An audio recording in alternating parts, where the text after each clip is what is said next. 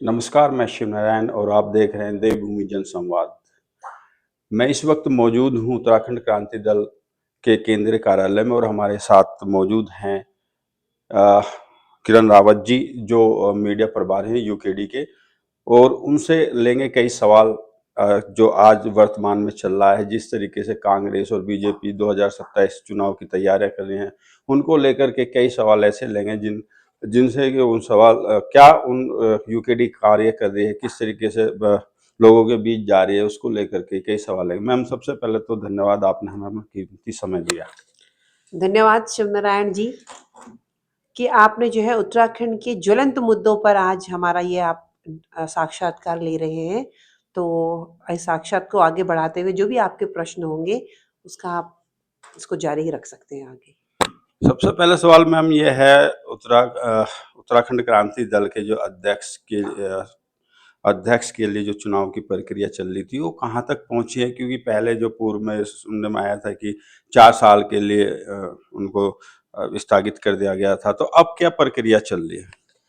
देखिए जो हमारा पिरूमदारा में महाधिवेशन हुआ था, उसमें जो हमारे दल के सर्वोच्च नेता माननीय काशी सिंह गिरी जी, उन्होंने जो है उस समय महाधिवेशन में क्योंकि किसी कारणवश जो है वहाँ पर अध्यक्ष का चुनाव नहीं हो पाया था, तो उन्होंने 3 महीने के लिए जो वर्तमान अध्यक्ष है माननीय पूरन सिंह कटैत जी, उनका कार्यकाल बढ़ा दिया था।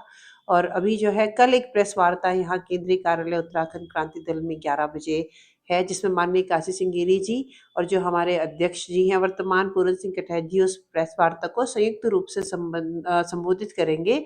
और जिसमें जो है हमारे जो भावी अध्यक्ष कौन है इस पर भी कल वो अपनी प्रेस वार्ता करेंगे। और परसों हमारा जो है एक दिवसीय अधिवेशन यहाँ देहरादून कुआंवाला में नंदा फार्म में आयोजित होने जा रहा है, जहाँ पर यूकेडी को अपना नया अध्यक्ष मिल जाएगा। अध्यक्ष की बात करें, अध्यक्ष मिलने के बाद जो सिपाही हैं वो धरातल पर उतरेंगे और 2027 की किस तरीके की तैयारी, क्या रणनीति अभी तक है? अभी तक तो ये कह सकते हैं कि बिना कप्तान के सेना खड़ी है। जी, बिल्कुल, बिना कप्तान के तो सेना नहीं होती है। ये पॉलिटिकल पार्टियों का एक जो है उन्होंने रूमर फैलाया हुआ होता है, क्योंकि अभी भी जैसा कि मैं कह रही हूँ कि वर्तमान हमारे अध्यक्ष पूरन सिंह कटैत जी हैं, तो जो भी हमारे कुछ प्रत्याशी हैं वो अपनी विधानसभाओं में अभी लगातार काम कर रहे हैं और जिनको जो है जनता का सहयोग भी भरपूर मिल रहा है। तो जैसे ही हमारा परसों ये अधिवेशन इसमें स अधिवेशन से नए अध्यक्ष हमारे आते हैं, तो उसके बाद तुरंत जो है 2027 की चुनावी रणनीति हमारी तैयार की जाएगी और सभी विधानसभाओं में लगभग हमारे प्रत्याशी उतारे जाएंगे। और जैसे कि आपको दिख भी रहा होगा कि इस बार जो है उत्तराखंड में क्षेत्रीयता का जो है बहुत अच्छा एक माहौल चल रहा है और निसंदेह कहीं ना कहीं 2027 में यूकेडी की काफी सीटें इस बार आने वाली हैं। अब बात करें, जब आप लोगों के बीच जाएंगे, क्षेत्र वाइज जाएंगे, तो क्या मुद्दे आपके रहेंगे? देखिए, कुछ मुद्दे तो जो हमारे देवभूमि उत्तराखंड के हैं, जिसके लिए हमने पृथक राज्य की स्थापना के लिए आंदोलन किया था, जो शुरुआत से ही है हमारा भू कानून, मूल निवास, पलायन, स्वास्थ्य, शिक्षा, रोजगार। इस पर तो हम हमेशा से बात करते आए हैं और ये हमारे प्रमुख मुद्दे रहेंगे चुनाव में जाने के। और इसके अलावा विधानसभा वार उस विधानसभा के कुछ और भी मुद्दे हैं, जिस पर हम जो है अपनी विधानसभा को सब फोकस करेंगे कि वहाँ पर जो है जैसे कि अगर हम गंगोत्री विधानसभा की बात करें तो वहाँ पर अभी धराली में आपदा आई हुई थी। अगर हम चमोली की बात करें वहाँ पर थराली में आपदा आई हुई थी। तो सबसे बड़ा मुद्दा जो है बाकी मुद्दों के अलावा जो है आपदा भी है, क्योंकि पहाड़ी राज्य होने के नाते जो है यहाँ पर समय-समय पर प्राकृतिक आपदाएँ आती है और जिस पर सरकार कोई ठोस नीति नहीं बनाती है। तो ज़ाहिर-सी बात है कि जनता को जो है बार-बार आपदाओं का सामना करते हुए जो है वो दिन पर दिन जो है कमज़ोर होती जा रही है। तो यूकेडी जो है सत्ता में आती है, तो सबसे पहले आपदा प्रबंधन के लिए एक समिति जो है उसका गठन किया जाएगा, यहाँ की जलवायु और यहाँ के भूभाग का अध्ययन करके। मैम, जिस तरीके से देखने में आ रहा है कि सरकार कहती है कि भई यहाँ पे जितने भी मुद्दे हैं, सभी विभाग में सुचारू रूप से काम चल रहा है। लेकिन कई जगह स्वास्थ्य को लेके, शिक्षा को लेके, रोज़गार को लेके, नियमितीकरण को लेके, वकीलों की बात करें तो वो अपने जो चैम्बर है उनको लेकर के, तो इस तरीके के धरने निकल कर के सामने आ रहे हैं। तो इसको किस तरीके से देखते हैं? जबकि सरकार का कहना है कि सब चीज़ ओके है। देखिए, सरकार का जो ये कहना है कि सारे ही जो है योजनाएं या फिर विभाग जो है सुचारू रूप से कार्य कर रहे हैं। तो मैं आपसे भी ये प्रश्न पूछूंगी, आप तो स्वयं जो है पत्रकारिता क्षेत्र से जुड़े हुए हैं और प्रतिदिन आप कहीं ना कोई कोई धरना प्रदर्शन आंदोलन जो है उससे रूबरू हो रहे हैं। तो ये चाहे अधिवक्ताओं के आंदोलनों की बात करें, जहां पर कि जो उनके वर्तमान चैम्बर है वो जमीन जो है किसी और को आवंटित कर दी गई है, इसकी लड़ाई जो है हमारे अधिवक्ता समाज लड़ रहा है, जो कि बिल्कुल भी जो है गलत बात है, क्योंकि अधिवक्ता वो वर्ग है जो समाज में कानून व्यवस्था को बनाए रखने के लिए जो है पीड़ितों की लड़ाई लड़ता है। और अगर उन्हीं से बैठने की जगह छीन ली जाएगी तो जाहिर सी बात है पूरा समाज कहीं ना कहीं इससे प्रभावित होगा। ऐसे ही अगर उपनल कर्मियों की बात करें तो वो भी जो है लगभग 1 माह होने वाला है वो यहाँ पर धरना प्रदर्शन कर रहे हैं। तो फिर सरकार जो है नए रोजगारों का सृजन तो करती नहीं है, और जो इन्होंने आउटसोर्स से ये नियुक्तियां की, चाहे पीआरडी के माध्यम से हो, उपनल के माध्यम से हो, तो इन लोगों को जो है एक समय के बाद सरकार जो है वो उनको बाहर निकाल देती है। तो ये लोग कहाँ जाएंगे? ये लोग अपने अधिकारों की मांग तो करेंगे ना। अगर वो काम कर रहे हैं, 10 साल काम कर चुके हैं, 15 साल काम कर चुके हैं, तो उनका नियमितीकरण तो किया ही जाना चाहिए, जो उचित भी है। अब बात करते हैं हम रोजगार की। रोजगार के लिए अभी पिछले दिनों कितना बड़ा यहाँ पर धरना प्रदर्शन हुआ, पेपर लीक के लिए धरना प्रदर्शन हुआ है। और स्वास्थ्य के लिए तो प्रत्येक जिले का जो जिला अस्पताल है, ना तो वहां पर डॉक्टर्स वहां पर बैठ रहे हैं और ना ही वहां पर जो है उपकरण उचित मात्रा में है। अगर किसी को कोई बीमार होता है, अचानक किसी को चिकित्सीय सुविधा चाहिए, तो रेफर सेंटर जो है सारे जिला अस्पताल बनाकर रख दिए हैं। कोई रास्ते में दम तोड़ देता है और कोई जो है हल्द्वानी या देहरादून पहुंचते पहुंचते दम तोड़ देता है। शिक्षा की बात करें तो विद्यालय में जो है 4 विद्यार्थी हैं और पढ़ाने वाले टीचर 5-6 हैं। उसकी वजह यह है कि पहाड़ों में जब रोजगार और स्वास्थ्य होगा ही नहीं तो पलायन हो जाता है, और पलायन की वजह से जो है सारे विद्यालय जो वहां पर पढ़ने वाले बच्चे ही पूरे नहीं है। सरकार के पास जो है रिवर्स पलायन के लिए कोई ठोस नीति ही नहीं है। महिला सशक्तिकरण की बात करें तो सशक्तिकरण तो दूर, महिला पर अपराधों का ग्राफ जो उत्तराखंड में तेजी से बढ़ा है।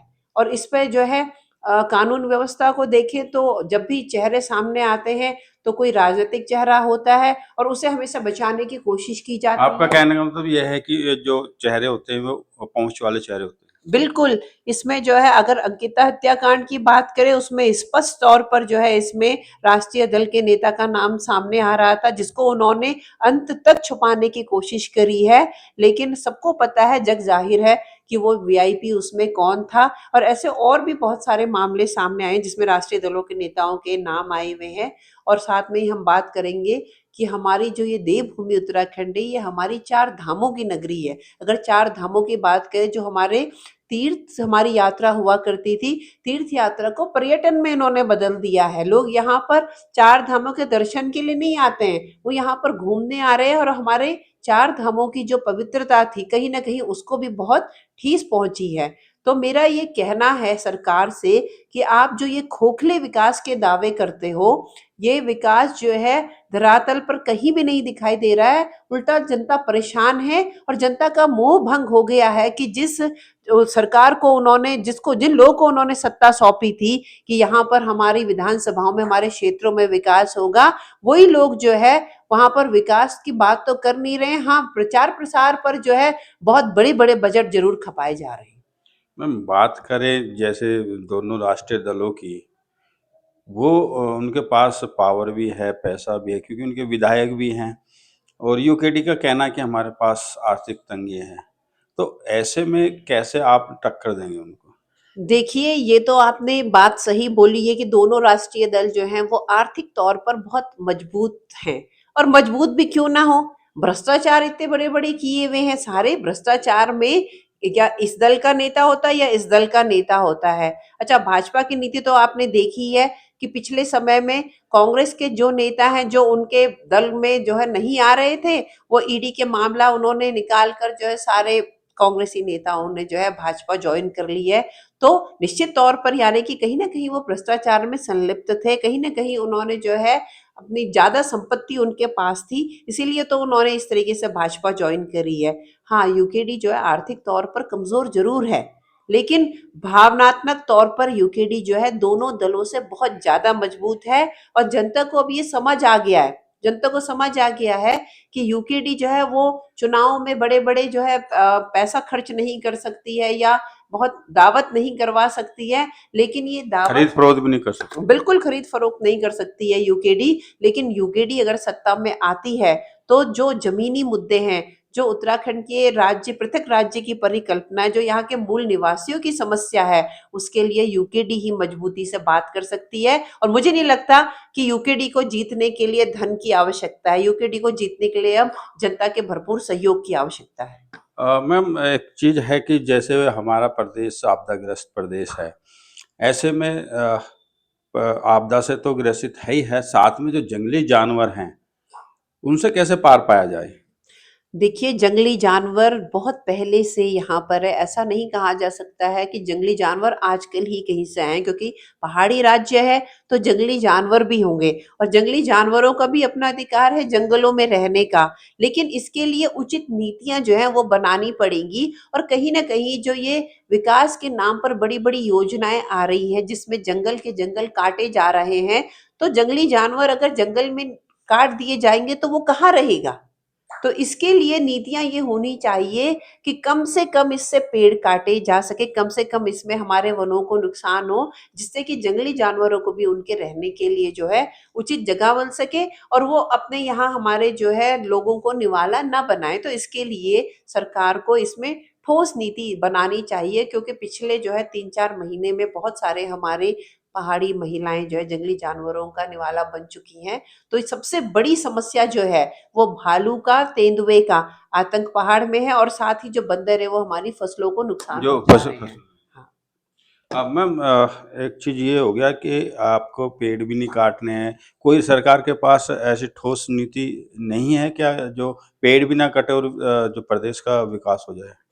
देखिए, ठोस नीति में ये होता है कि पूर्व में भी सड़कें हमारी होती थी और तब भी आवागमन होता था, लेकिन आज क्या है कि गाड़ियां ज्यादा हो गई हैं और सड़कें छोटी पड़ने लगी हैं। लेकिन जिस प्रकार से उत्तराखंड का जो भौगोलिक अध्ययन करने के बाद पता चलता है कि यहाँ पर जो है हमारा मैक्सिमम जो क्षेत्र है वो हमारा वन क्षेत्र है और वन क्षेत्र से जो है हमारी, क्योंकि यहाँ पर गंगाएं, दोनों गंगा और यमुना हमारी दोनों उत्तराखंड से ही हमारा उद्गम स्थल इसका भी है।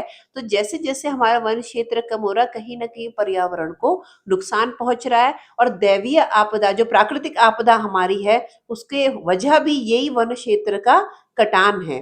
तो सरकार को ये इसके अध्ययन के लिए भूगर्भ अध्ययन उत्तराखंड का जो हमारा है वो करना चाहिए और यदि कहीं पेड़ काटे जा रहे हैं तो उतनी ही मात्रा में एक दूसरी जगह पर वृक्षारोपण करना चाहिए, क्योंकि थोड़ा बहुत मैम एक बात मैं रोकते हुए कहूँगा, आपने कहा है वृक्षारोपण करना चाहिए, लेकिन जो पेड़ पले पलाए हैं इतनी जल्दी वो बड़े तो नहीं हो सकते? देखिए, पले पलाए पेड़ जो है तुरंत बड़े नहीं होंगे, लेकिन जैसे निरंतर विकास किया जाता है ऐसे ही हम निरंतर जो है अगर वृक्षारोपण करते जाएंगे, मतलब मेरे कहने का तात्पर्य ये नहीं कि जब 4 पेड़ काटे जाएंगे तो ही 4 पेड़ों का जो है वृक्षारोपण किया जाए। ये एक सतत रूप से जो है हमारा वृक्षारोपण कार्यक्रम चलता संतुलन रहना बनाने के चाहिए, लिए। संतुलन बनाने के लिए, प्राकृतिक संतुलन के लिए। आखिरी सवाल मेरा ये होगा कि यूकेडी जो है ये क्षेत्रीय दल है और प्रदेशों की बात करें तो वहाँ के जितने भी क्षेत्रीय दल हैं उनकी 1 या 2 बार सरकार बन चुकी है। लेकिन यूकेडी एक ऐसी पार्टी है जो अभी तक सरकार में नहीं आई है। जब चुनाव आते हैं, मतदाताओं का रुझान आपकी तरफ क्यों नहीं होता है? इसके ऊपर आपने कभी चर्चा की है? देखिए, जैसा कि आप देख भी रहे होंगे, आप अभी हालिया अगर बिहार के चुनाव का आकलन करें, तो चुनाव आते-आते ये नहीं है कि यूकेडी या कोई भी अन्य दल जो है वो कार्य नहीं करता है, वो तो अपना जो है निरंतर कार्य करता नहीं, रहता ऐसे है। क्या हो जाता है जो मतदाताओं का रुझान आपकी तरफ नहीं? मतदाताओं का रुझान जो है, बड़े राष्ट्रीय दल जो है कोई ना कोई ऐसा प्रोपेगेंडा क्रिएट करते हैं जिससे कि मतदाताओं का रुझान जो है इधर से भटक कर दूसरी तरफ वो चला जाता है। दूसरा जो है बड़े राष्ट्रीय दल जो है बहुत बड़ा जो है पैसा किसी भी चुनाव में खर्च करते हैं और मतदाता जो है कहीं न कहीं जो है लोग भोले-भाले होते हैं। राजनीतिक तौर पर इतनी जो समझ उनकी नहीं होती है कि इस समय जो राजनीतिक पार्टी ने क्या प्रोपेगेंडा किया है, इसके पीछे उनका उद्देश्य क्या है, तो इतना समझ राजनैतिक जो है प्रत्येक व्यक्ति को नहीं होती है और वो जो है इनके भुलावे में कहीं न कहीं खो जाता है और इस इतने में तब तक चुनाव निपट जाते हैं और जब तक उनको होश आता है, तब तक जो है सत्ता जो है बन चुकी होती है। अगर बिहार के चुनाव में ही आप देखें, तो वहाँ पर जो है मैथिली ठाकुर जी सबसे कम उम्र की वहाँ पर एमएलए बनकर आई है, तो वहाँ पर एक जो है उसके गणित के जो है प्रोफ़ेसर ने भी चुनाव लड़ा। लेकिन अगर सीधे तौर पर हम आकलन करें तो उस एमएलए की सीट के लिए उपयुक्त जो है प्रत्याशी वो गणित के प्रोफ़ेसर हो सकते थे। लेकिन वहाँ पर एक छोटी-सी बच्ची को भाजपा के टिकट पर एमएलए जितवा कर लेके आए, तो इससे भाजपा की नीति जो है स्पष्ट होती है कि उनको सिर्फ़ अपना एक विधायक बनाना है, उन्हें इससे कोई मतलब नहीं है कि कोई जो है परिपक्व, कोई अनुभवी व्यक्ति एमएलए बनकर आए। बस ये है कि पैसे के दम पर और कोई दिखावटी प्रोपेगेंडा के दम पर वो किसी को भी जो है विधायक बना देते हैं। बहुत-बहुत धन्यवाद, आपने हमारे सवालों का जवाब दिया। धन्यवाद, आपका भी बहुत-बहुत धन्यवाद कि उत्तराखंड के हितों के मुद्दे पर आप हमेशा जो है हमारे साथ बने रहते हैं और आगे भी ऐसे ही बने रहेंगे। तो ये थे हमारे साथ उत्तराखंड क्रांति दल के मीडिया प्रभारी किरण रावत जी, जिन्होंने हमारे सवालों का बेखूबी से जवाब दिया। अगर ये वीडियो आपको अच्छी लगे तो इसे लाइक, शेयर और फॉलो ज़रूर करें, क्योंकि इसी तरह की वीडियो हम लाते रहेंगे। मैं शिवनारायण, देवभूमि जनसंवाद के लिए, देहरादून।